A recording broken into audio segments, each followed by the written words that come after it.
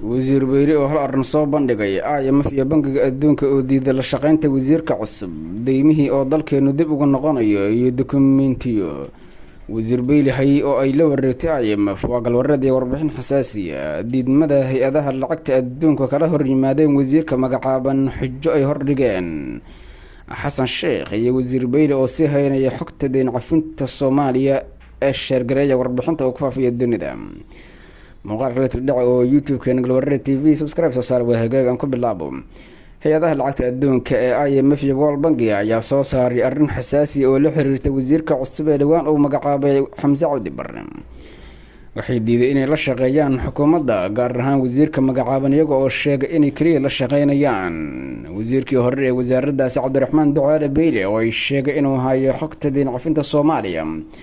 ayna xogtaas laga marnaan tahay hanaanka deyn cafinta Soomaaliya oo u baahan in wax weyn laga bedelo sida loo maareynayo dowladda federaalka Soomaaliya ayaa markaasi waxa ay sheegtay in arrintan ay tahay mid looga goleeyahay sidii loo xoojin lahaa iyadoo ay hay'ad IMF ka soo baxay oo qoraal oo aan helnay lagu sheegay in xukuumadda cusub gaar ahaan wasiirka magacaaban ee wasaaradda maaliyadda la geeyay oo yahay in aan fahamsanayn hanaanka deyn cafinta u socoto ayna ka dalbadeen xukuumadda ra'iisul wasaare Xamse Cabdi Barre in la keeno rag la jaan qaadi kara golaha wasiirada iyo sidoo kale barnaamijka deyn cafinta Soomaaliya ama booskiisa loo sii daayay inuu sii joogo wasiir Cabdiraxmaan Ducaale Beyle sidoo kale wasiir Beyle oo laftirkiisa war soo saaray ayaa waxa uu sheegay inuu diyaar u yahay inuu wareejiyo xogta hay'adaha adduunka IMF laakiin uu u baahan yahay qof mas'uul ah oo aamin ah oo xogtaasi kaydin kara in lagu wareejiyo maadaama haddii ay xogtaasi wax yar ka qaldamaan ay dib ugu noqonayo barnaamijka deyn cafinta Soomaaliya oo hadda heer gabagaba ah maraya isla markaana sanado badan soo jiitamayay bangiga adduunka qoraal ay soo saaran ayaa lagu yiri waxaanu diyaar u nahay inaan la shaqeyno dowladda Soomaaliya laakiin waa inaanu helnaa rag fahamsan hawsha wasiir Cabdiraxmaan Ducaale Beyle si hayo xogtan haddii kale arrintani waxay noqon doontaa mid markaasi dowladda federaalka Soomaaliya iyo mas'uuliyiinta ugu sarreeya ee dalka ay caqabad ku noqon doonto inay la sii shaqeeydo dowladdu sidoo kale wasiirka ayaa markaasi waxa uu isla soo bandhigay sida uu diyaar u yahay inuu xogtan wareejiyo iyo sida ay Soomaaliya taageerada IMF muhiim ugu tahay wasiir Cabdiraxmaan Ducaale Beyle ayaa sheegay intii uu talada dalka hayay inuu wax weyn ka bedelay hanaanka howlaha deyn cafinta Soomaaliya u socdaan arrintaasi oo noqotay mid muhiim u ah dowladnimada Soomaaliya iyo jiritaanka qarankeena maadaama dowladda federaalka Soomaaliya u baahan tahay inay IMF xiriir toos la lahaato si looga gudbo xiisadaha ka dhex aloosan wadanka mas'uuliyiinta ugu sarreeya ee dowladda federaalka ee Soomaaliya ayaa sidoo kale hadda iska indhatiraya in wasiir Cabdiraxmaan Ducaale Beyle loo deeyo booska oo hadda jooga ee wasiirka wasaaradda maaliyadda xukuumadda federaalka Soomaaliya wasiirka Cabdiraxmaan Ducaale Beyle ayaa lagu amaanay sanadihii uu hay'adan maamulayay iyo wasaaradda maaliyadda intaba inuu si weyn wax ka bedel ugu sameeyay barnaamijka markaasi la xiriira sida deynta looga cafinayo dowladda federaalka Soomaaliya iyadoo arrintaasi noqotay mid muhiim u ah dadka Soomaaliyeed oo u baahan in wax weyn laga qabto iyada oo maareynta hay'adaha maaliyadda dalkana ay tahay mid muhiim u ah jiritaanka dowladnimada Soomaaliya madaxweyne xasan sheekh maxamuud iyo ra'iisul wasaarihiisa Xamse Cabdi Barre ayaa dhawaan soo magacaabay gole wasiiro oo ka kooban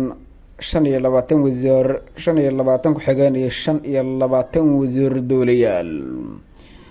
mas'uuliyiinta ugu sarreeya ee dalka ayaa hadda wajahaya waqti xiriirkoodii ugu horeeyay ee dalka iyadoo ay wajahayaan khataro kala duwan oo la xiriira sida ay dowladnimada Soomaaliya jiritaankeedu muhiim ugu sii noqon doono dadka Soomaaliyeed oo wardiyeysanaya hay'adaha dhaqaalaha ee dalka maadaama Soomaaliya dhaqaale ahaan ay aad u liidato wadamana ay taageero ka siiyaan sida dalka dhaqaalihiisa u sii noolaanayo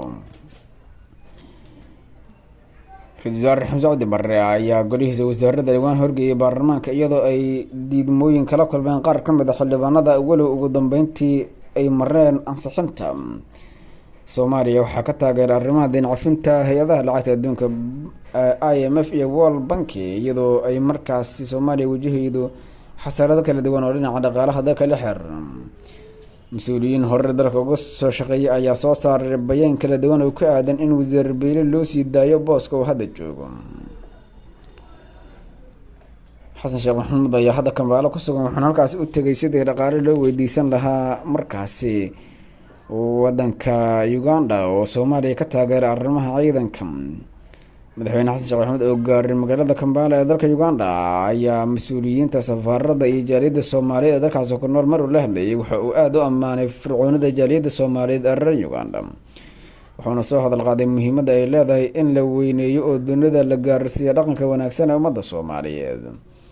safiirka iyo mas-uuliyiinta safaarada waxaan farayaa in caruurta jaaliyadda dhaqankooda la ogaado. wasaaradda waxbarashadu waxay Kampala ka furi doontaa iskuulo af Soomaaliga iyo taariikhda sooyaalka Soomaalida lagu barto, ayuu yiri.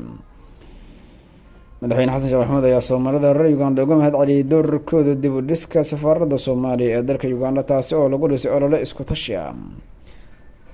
qofkii arki jiray gurigan sida u ekaa ama ay dhibi jirtay dayaacadii haysatay wuxuu dareemayaa muhiimadda ay leedahay in dadku isku tashadaan oo qof walba uu sameeyo wixii uu awoodo. sidoo kale madaxweyne xasan sheekh maxamuud ayaa boqolaalkii qof uu la hadlayay wax uu ka guubaabay in haddii sida reer Uganda oo kale ay Soomaalida isku tashadaan ay degdeg dib ugu soo celin karaan dowladnimadii burburtay. cadowga nagu habsaday waa in aan iska dulqaadnaa. Soomaaliya oo nabada oo shucuubta dunidu usoo dalxiis tagto ayaan u taaganahay inaan sameyno 15 sano cadowga dalkeena la dagaalamaya si wadajir ayaan isaga qabanaynaa, ayuu yiri madaxweyne xasan sheekh maxamuud ayaa hadda ku sugan wadanka Uganda, waxaana kulamo kala duwan la yeelanayaa mas-uuliyiinta ugu sarreeya ee dalkaas isagoo la kulmay madaxweynaha wadanka Uganda Yoweri Museveni. kulan ay magaalada Kampala ku yeesheen labada mas-uul ayaa waxaa ka soo baxay arrimo maradhala sida lagu sheegay war qoraal oo ay madaxtooyadu soo saartay. kulanka oo ka dhacay qasriga weyn ee madaxtooyada wadanka Uganda ee Entebbe ayaa waxaa looga hadlay horumarinta xiriirka iskaashiga ay wadaagaan labada dowladood. sidoo kale waxaa lagu soo qaaday wadahadaladan xaaladda guud ee dalka, gaar ahaan xasiloonida dalalka Geeska Afrika iyo danaha wadajirka ee heer qaaradeed. xasan sheekh iyo Yoweri Museveni ayaa sidoo kale dhiirigeliyay qabsoomida kulanka koowaad ee xubnaha joogtada ee guddiga isku dhafka labada dal ee JBC, kaasi oo u xilsaaran kobcinta iskaashiga diblomaasiyadda iyo siyaasadda wada shaqeynta dhanka amniga iyo ganacsiga, iyagoo oo soo dhaweeyay saxiixa heshiisyada isafgarad ee Kampala ay kula saxiixdeen wasaaradda xukuumadda federaalka Soomaaliya iyo dhigooda dalka Uganda. madaxweyne Soomaaliya ayaa uga mahad celiyay Yoweri Museveni dowladda iyo shacabka dalkiisa garab istaag ay u muujiyeen shacabka iyo dowladda Soomaaliya. sheegaray xogaan qeybta falan wadaag aragtidina tan iyo kulanti dambe nabadgelyo.